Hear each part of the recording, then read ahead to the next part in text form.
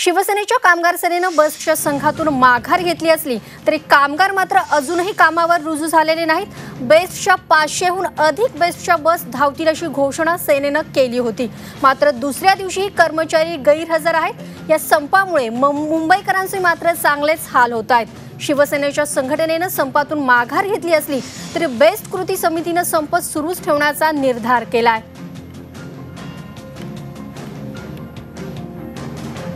तर बेस्ट कर्मचारी दुसऱ्या दिवशीही गैरहजर असल्यानं मुंबईकरांचे हाल होत आहेत।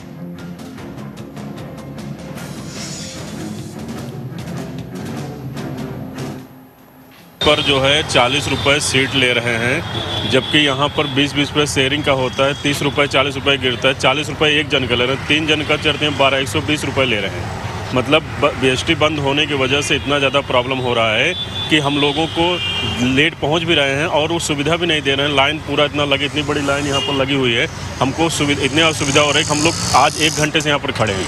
40 रुपीज़ पर पर्सन सीट मांग रहे हैं। वहाँ पे पुलिस भी खड़ी है, ट्रैफिक वाला भी खड़े हैं वहाँ पे। एक बार भी उनसे कोई पूछ नहीं रहा है कि भाई किस बात का 40, उनको सब पता है वहाँ पर। बस खड़े हुए कि क्यों मॉर्निंग में अगर और ट्रैफिक को पता नहीं क्या कर रहे हैं, तो बस वही बताना चाहते हैं जी। यहाँ पर सभी लोग जो है 30-30, 40-40 रुपये पर सीट यही भक्ति पार्क का मांग रहे हैं।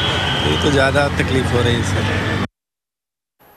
तर याबाबत अधिक माहिती घेऊयात आमचे प्रतिनिधी देवेंद्र कोल्हटकर यांच्याकडनं। देवेंद्र, शिवसेनेनं काल या बेस्टच्या कर्मचाऱ्यांचा जो संप आहे त्याला पाठिंबा दर्शवला होता। आज हा पाठिंबा काढून घेतला, माघार घेतली। 500 बसेस रस्त्यावर उतरतील असं सांगण्यात आलं, मात्र प्रत्यक्षात 500 बसेस रस्त्यावर उतरलेल्या दिसत नाहीयेत। यामुळे मुंबईकरांचे नक्कीच दुसऱ्या दिवशी हाल होत असतील। काय परिस्थिती आहे सध्या मुंबईमध्ये?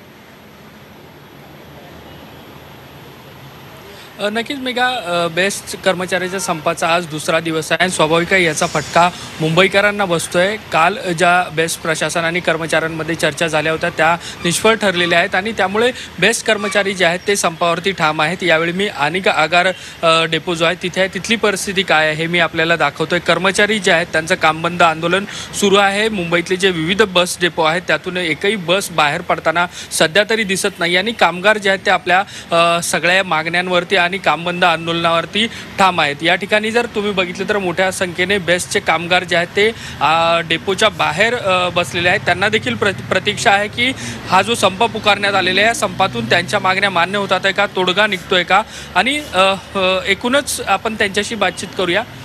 काय सांगाल साहेब? कामगारांची आमच्या पिळवणूक चाललेली आहे आणि काय माहिती आहे का की आम्ही रस्त्यावर काम करतो, वेळोवेळी आम्हाला पगार दिला जात नाही, बरेच आमचे भत्ते घोटले जातात। म्हणजे फक्त प्रशासन आमच्याकडनं काम करून घेते, आम्हाला कुठल्याही प्रकारचा म्हणजे कुठल्याही भत्ते म्हणजे काही गोष्टी अशा आहेत की आमचे त्रासदायक काम आम्हाला येते की आम्हाला सुविधा नाही येत काय, पण तरी पण आम्हाला याचे म्हणजे सगळ्या गोष्टीत पिळवणूक आहे आमची, एवढंच आमचं माझं म्हणणं आहे। नमस्कार, जी न्यूज। आज माध्यम असं आहे की आमच्या सगळ्या मागण्या रास्त आहे। 2016पासून ते कराराचं काही बोलत नाहीत। ज्युनियर गेट, मास्टर गेट अशाच्या माध्यमातून CL अशी अनेक पद्धतीमुळे आमची पिळवणूक होत आहे आणि हा करार होणे आम्हाला सगळ्यांना बंधनकारक आहेत आणि त्यांना एवढं काय भारी जाणार नाही।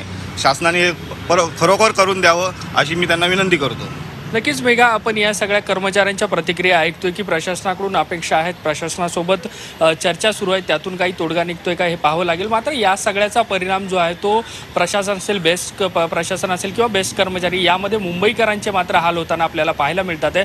मुंबईतले जे 26 बस डेपो आहेत त्यातून सकाळपासून तरी बसेस बाहेर पडलेल्या दिसत नाही आहेत आणि स्वाभाविक आहे सकाळची ऐन गर्दीची वेळ असते, मुंबईकरांना त्यांच्या गंतव्य ठिकाणी वेळेत पोहोचायचं असतं आणि या सगळ्याचा फटका सध्या मुंबईकरांना बसताना पाहायला मिळतोय। मेघा, नक्कीच देवेंद्र, तर शिवसेनेच्या संघटनेनं पाठिंबा मागे घेतल्यामुळे काही बस उतरतील रस्त्यावर असं वाटत होतं आणि दिलासा मिळेल काहीसं असं वाटत होतं मुंबईकरांना, मात्र दुसऱ्या दिवशीही मुंबईकरांचे हाल सुरूच आहेत। धन्यवाद देवेंद्र दिलेल्या माहितीबद्दल।